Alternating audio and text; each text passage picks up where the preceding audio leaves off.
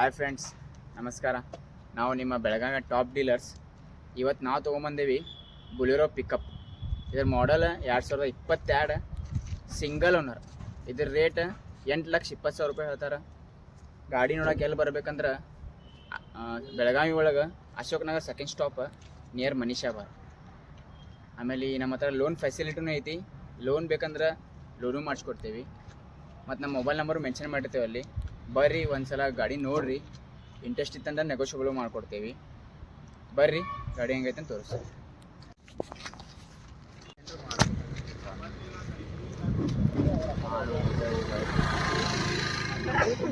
ಮನ್ಯಾಗ ಇಷ್ಟ ಬರ್ಬೇಕಿಲ್ಲ ಹೇಳ